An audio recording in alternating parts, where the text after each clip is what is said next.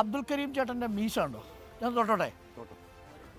ആ കളർ വന്നു. ഡൈ ഒന്നും ഡൈ ചുമ്മാ പറഞ്ഞ ഡൈ ഒന്നും വന്നില്ല. നോക്ക് ഈ മീശയുടെ കട്ടി. ഒരു കാലത്തെ ഈ ചെറുക്കം ഈ ആൺകുട്ടികളെല്ലാവരും ഇപ്പം മാറി. ഇപ്പം മീശ വലിയ ഫാഷനൊന്നുമല്ല. ഈ മീശ ഈ വരണം ഇങ്ങനെ തടിച്ച കട്ടിയുള്ള മീശ വരണമെന്ന് പറഞ്ഞ് പന്നിനെയ്യൊക്കെ പുരട്ടിയവരെ കുറിച്ച് MT വാസുദേവൻ നായർ പണ്ട് എഴുതിയിട്ടുണ്ട്. ചേട്ടൻ്റെ ഈ മീശയുടെ ആരോഗ്യത്തിൻ്റെ രഹസ്യം? എൻ്റെ ആരോഗ്യം ഉണക്കന്നില്ലിക്ക ഇടിച്ചു പൊടിക്കുക. പന്നിയല്ല കേട്ടോ, കരടി നെയ്യ, തെറ്റിപ്പോയി. ഉണക്കന്നില്ലിക്ക ഇടിച്ചു പൊടിക്കുക. ഉണക്കനെല്ലിക്ക ഇടിച്ചു പൊടിച്ച് നല്ലെണ്ണ കുരുമുളക് ഇത്രയും കൂടെ ഞങ്ങൾ എന്ത് ചെയ്യുന്നറിയോ? ഞങ്ങള് ഉപ്പിലിടും. ഉണക്കനെല്ലിക്ക ഇടിച്ചു പൊടിച്ച് നല്ലെണ്ണ കുരുമുളക് കാച്ചും. ഇത്രയും കൂടെ ഒരുമിച്ചിട്ട് കാച്ചും.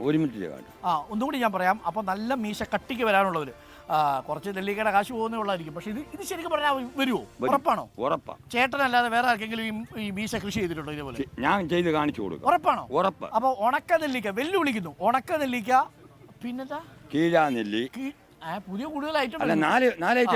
ഉണക്ക നെല്ലിക്ക, കീഴാർ നെല്ലി, നല്ലെണ്ണ, കുരുമുളക് എരിയൂലേ? അത് കുഴപ്പമില്ല. ഇടിച്ചു പൊടിക്കുമ്പോൾ അതിന്റെ എരിയൊന്നും കാണത്തില്ല. ഇടിച്ചു പൊടിച്ചിട്ട് ചാലിച്ച് തിളപ്പിക്കണം. എന്നിട്ട് മീശയിൽ അവിടെ പുരട്ടണം. ശരീരം മൊത്തം പുരട്ടണം.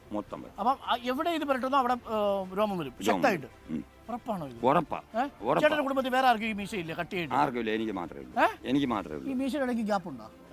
ഗ്യാപ്പില്ല. ആണോ? ഇത് പിരിച്ചു വയ്ക്കാൻ പറ്റുമോ? ഇങ്ങനെ തുമ്പ് വെട്ടിയേക്കാണ്. ഇന്നലെ വെട്ടിയത്, മിനിഞ്ഞാന്ന് വെട്ടിയത്. ചേച്ചിക്ക് ശരിക്കും മീശ ഇഷ്ടമാണോ അല്ലയോ? ചേച്ചിക്ക് ശരിക്കും ഇഷ്ടമാ. പക്ഷെ അവർക്ക് ബുദ്ധിമുട്ട് വെച്ചോണ്ടിരിക്കുന്നു. ഞാൻ വെട്ടാൻ സമ്മതിക്കത്തില്ല. അതെന്താന്ന് എനിക്ക് മനസ്സിലായി. ഞാൻ വെട്ടാൻ സമ്മതിക്കത്തില്ല. അപ്പൊ ചേട്ടാ എന്താ ചെയ്യുന്ന കാര്യങ്ങളൊക്കെ? ഞാൻ നെല്ലിക്ക, പച്ചമാങ്ങ, നാരങ്ങ, ഇഞ്ചി വെളുത്തു. അത് ശരി. ആ നെല്ലിക്ക കച്ചവടത്തിലാണ് ഈ കാര്യം പറഞ്ഞത്. ഓക്കെ. അപ്പൊ ഇത് ഉറപ്പാണ്? ഈ ഉറപ്പാ. വ്യാജ വാഗ്ദാനങ്ങളിൽ നിങ്ങൾ വീണു പോകരുത്. നിങ്ങൾ വേണമെങ്കിൽ ഒന്ന് ശ്രമിച്ചോളൂ. ഇതാണ് ചേട്ടന്റെ ഉറപ്പാണ് അല്ലേ? ഇത് അബ്ദുൽ കരീം കാ ഗ്യാരണ്ടി. എന്താണ് ഈ മീശ അല്ലേ? അപ്പോ ഇത് ഡൈ അടിക്കും. ഇത് ചെറിയ ഡൈ അടിക്കുന്നു. എന്നിട്ട് മീശ ഇങ്ങനെ കോതി വെക്കും അല്ലെ? കുറെ ആൾക്കാർ ഫാൻസ് ഉണ്ടെന്ന് തോന്നുന്നു. ഒത്തിരി പേരുണ്ട് അല്ലേ? അപ്പോൾ ശരി ചേട്ടാ, കണ്ടതിൽ വളരെ സന്തോഷം.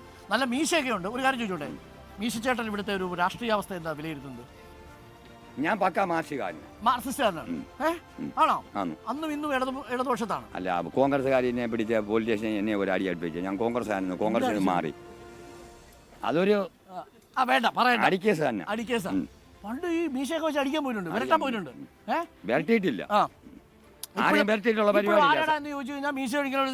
അതൊന്നും പറയുന്നില്ല. സത്യസന്ധമായിട്ട് പറയൂ അല്ലേ? ചേച്ചിയുടെ പേരെന്തോ? എന്റെ പേര് പെണ്ണുപിള്ളയുടെ ആമിന ബീവി. അപ്പൊ അന്വേഷണമൊക്കെ അറിയിക്കണം. അപ്പൊ കൂടുതൽ കരുത്താർജിച്ച മീശയും കരുത്താർജിച്ച നിലപാടുകളുമായി സധൈര്യം തുടരുക.